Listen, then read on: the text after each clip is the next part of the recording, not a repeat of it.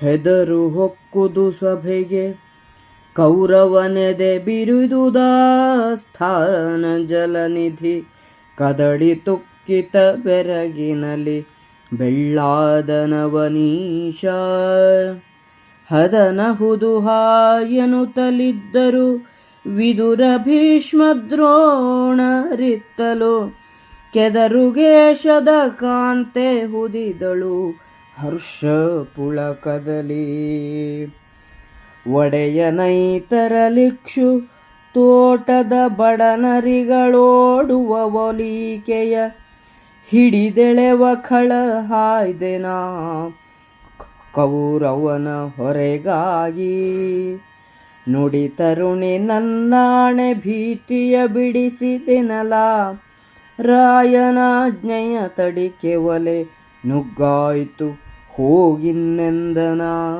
ಭೀಮಾ ಉರಿವ ಕೋಪಾಗ್ನಿಯಲಿ ಕರ್ಣನ ಶಿರದ ಭಾಂಡದಲಿವನ ನೊರೆನೆತ್ತರಲನವನಗ್ರಜನ ಕೊಬ್ಬಿದ ನೆಣನ ಕೊಯ್ದ ದುರುಳ ಶಕುನಿಯ ಕಾಳಿಜದೊಳೊಡೆ ಬೆರೆಸಿ ಕುದಿಸಿ ಮಹೋಗ್ರಭೂತದ ನೆರವಿಗುಣಲೆಕ್ಕುವೆನು ಸತಿ ಕೇಳೆಂದನ ಭೀಮಾ ಕೊಂಬೆನೆ ಧರ್ಮಜನ ಧರ್ಮದ ಡೊಂಬನೀ ಮುದುಗರುಡನೆಕ್ಕಿದ ನಂಬುಗೆಯ ವಿಷವೈಸಲೆ ತಲೆಗೇರಿತಗ್ರಜನ ಡೊಂಬಿಗರಡಾವರಿಗರಿವದಿರ ತಿಂಬೆನೀಗಳೆ ತರುಣಿ ಕೇಳೆನು ತಂಬುಜಾಕ್ಷಿಯ ಸಂತವಿಟ್ಟನು ಕುರುಳನೇರಿಸುತ್ತಾ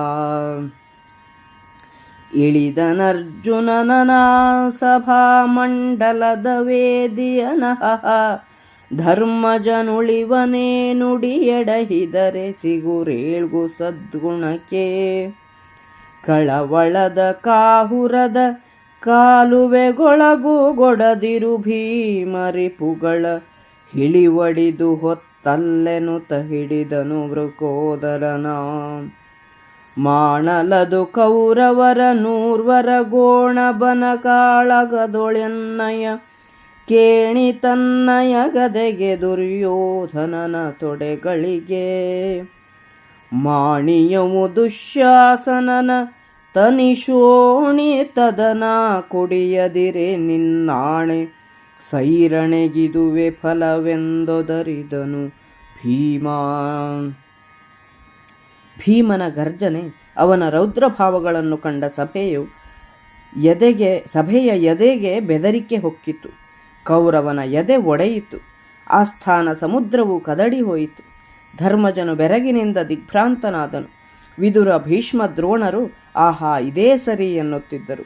ಕೆದರುಕೇಶದ ದ್ರೌಪದಿಯು ಹರ್ಷದಿಂದ ರೋಮಾಂಚನಗೊಂಡಳು. ಹೊಲದ ಯಜಮಾನನು ಕಬ್ಬಿನ ಗದ್ದೆಯನ್ನು ಕಾಯಲು ಬರುತ್ತಿದ್ದಂತೆ ಅಲ್ಲಿದ್ದ ಬಡ ನರಿಗಳು ಓಡಿ ಹೋಗುವಂತೆ ದ್ರೌಪದಿಯ ಸೆರಗನ್ನು ಹಿಡಿದಿದ್ದ ದುಶ್ಯಾಸನನು ಕೈಬಿಟ್ಟು ಕೌರವನ ಕಡೆಗೆ ಓಡಿ ಹೋದನು.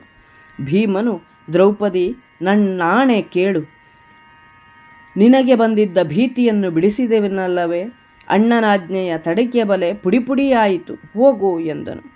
ಕರ್ಣನ ತಲೆಯ ಪಾತ್ರೆಯನ್ನು ಕೋಪಾಗ್ನಿಯ ಮೇಲಿಟ್ಟು ದುಶ್ಯಾಸನನ ರಕ್ತದಲ್ಲಿ ಕೊಬ್ಬಿದ ದುರ್ಯೋಧನನ ಮಾಂಸವನ್ನು ಕಡಿದು ಹಾಕಿ ಶಕುನಿಯ ಪಿತ್ತಕೋಶವನ್ನು ಸೇರಿಸಿ ಹದವಾಗಿ ಕುದಿಸಿ ಮಹೋಗ್ರವಾದ ಭೂತಗಳ ಹಿಂಡಿಗೆ ಊಟಕ್ಕೆ ಹಾಕುತ್ತೇನೆ ಕೇಳು ಎಂದು ಭೀಮನು ದ್ರೌಪದಿಗೆ ಹೇಳಿದನು. ಭೀಮನು, ಧರ್ಮಜನ ಧರ್ಮದ ವಂಚನೆಯನ್ನು ನಾನು ಒಪ್ಪಿಕೊಳ್ಳುವುದಿಲ್ಲ. ಈ ಮುದಿಗರುಡ ಅಂದರೆ ಧೃತರಾಷ್ಟ್ರನು ಇಟ್ಟ ಮೆಚ್ಚು ಮದ್ದಿನ ವಿಷವು ಅಣ್ಣನ ತಲೆಗೇರಿದೆ. ಈ ಮೋಸಗಾರರ ವಂಚಕರ ದುರುದುಂಬಿಗಳೆಲ್ಲರನ್ನೂ ಈಗಲೇ ತಿಂದು ಬಿಡುತ್ತೇನೆ. ದ್ರೌಪದಿ ನೋಡುತ್ತಿರು ಎಂದು ಅವಳ ಮುಂಗುರುಳುಗಳನ್ನು ಮೇಲಕ್ಕೆ ಎತ್ತಿ ನೇವರಿಸಿದನು. ಅರ್ಜುನನು ಸಭೆಯ ಜಗುಲಿಯನ್ನಿಳಿದು ಭೀಮನನ್ನು ತಡೆದು, ತನ್ನ ಮಾತಿಗೆ ಊಣೆಯುಂಟಾದರೆ ಅಣ್ಣನು ಬದುಕಿರುವುದಿಲ್ಲ. ಸದ್ಗುಣಕ್ಕೆ ಮುಳ್ಳುಗಳು ಎದ್ದಾವು. ಕಳವಳದ ಕೋಪದ ಪ್ರವಾಹವನ್ನು ಮನಸ್ಸಿನೊಳಗೆ ಹರಿಬಿಡಬೇಡ ಭೀಮ. ಶತ್ರುಗಳನ್ನು ಕೊಲ್ಲಲು ಇದು ಹೊತ್ತಲ್ಲ ಎಂದನು. ಹಾಗಾದರೆ ಇವರನ್ನು ನಾನು ತಿನ್ನುವುದಿಲ್ಲ. ಯುದ್ಧದಲ್ಲಿ 100 ಕೌರವರ ಕತ್ತುಗಳ ಕಾಡನ್ನು ನಾನು ಗುತ್ತಿಗೆ ಹಿಡಿದಿದ್ದೇನೆ. ದುರ್ಯೋಧನನ ತೊಡೆಗಳನ್ನು ನನ್ನ ಗದೆಗೆ ಕೊಂಡುಕೊಂಡಿದ್ದೇನೆ. ನಿನ್ನಾಣೆ, ಇದಕ್ಕೆ ತಪ್ಪುವುದಿಲ್ಲ. ಈಗ ಸೈರಿಸಿದ್ದಕ್ಕೆ ಇದೇ ಫಲ ಎಂದು ಭೀಮನು ಉತ್ತರಿಸಿದನು. ದುಶ್ಯಾಸನನ ರಕ್ತವನ್ನು ನಿನ್ನಾಣೆಯಾಗಿಯೂ ಕುಡಿಯುತ್ತೇನೆ ಎಂದು ಅಬ್ಬರಿಸಿದನು.